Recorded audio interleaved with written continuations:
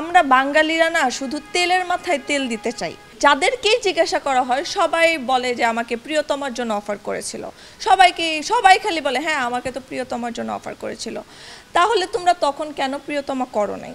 কেন একটা বাইরের দেশের মেয়েকে নিয়ে আমাদের প্রিয়তমা করতে হলো? তোমাদের সবাইকে যদি অফার করে থাকে তাহলে তোমরা কেন করলে না? তোমরা যদি তখন করতা তাহলে হয়তো বা আমাদের বাংলাদেশে আর একটা হিরোইন হতো বাংলাদেশের। কারণ অনেক দিন ধরে যেহেতু সবাই বলে, আমি জানি না, সবাই বলে বাংলাদেশে নাকি হিরোইন নেই। অবশ্যই আছে বাংলাদেশে অনেক নায়িকা, তো তখন তোমরা কেন করো নাই? এখন সাকিব খানের এত ক্রেজ দেখে তোমরা সবাই বলো আমাকে গিয়ে আমাকে প্রিয়তমার জন্য অফার করেছিল। আসলে এখন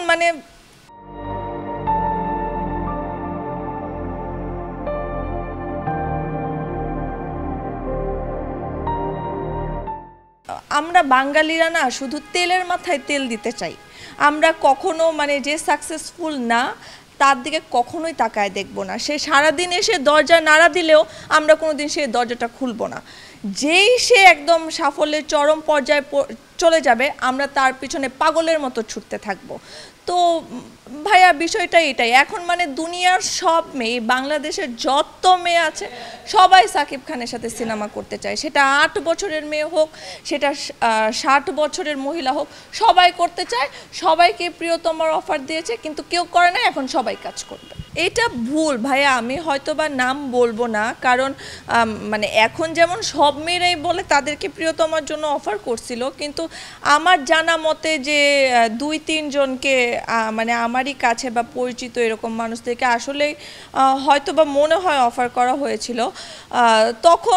তখন হয়তো বা তাদের কিছু জটিলতার কারণে বা প্রিয়তমাটা তো অনেক কম শর্ট টাইমেও হয়েছে, হয়তো বা এর জন্য করা হয়নি। তখন এর জন্য হয়তো বা বাইরের দেশ থেকে, কারণ সময় নেই, খোঁজার মতো টাইম নেই বা শিডিউলের জন্য টাইম নেই, এই জন্য বাইরে থেকে নিয়ে সিনেমাটা করেছে। কিন্তু এরকম তো না বিষয়টা যে গিয়ে সাকিব খান বাংলাদেশের হিরোইন নিয়ে কাজ করে না। কেন আমাদের এবার তাণ্ডবে কি জয়া আহসানও আমাদের দেশের, সাবিলা নূর তো গিয়ে আমাদের নাটক ইন্ডাস্ট্রি কাজ করছে না। আসলে তখন হয়তো বা ওরা কাজ করতে চায়নি, ভেবেছে তখন সিনেমার অবস্থাও অনেক বেশি ভালো ছিল না। আমাদের সাকিব খান আজকে যেমন ওই 3 বছর আগে বা 2 বছর আগে হয়তো বা তাদের কাছে মনে হয়নি যে সে ওই কাজটা করলে তাদের জন্য ভালো কিছু হবে, এই জন্য করে নাই। তো না, এটা ভুল যে সাকিব খান নেয় না।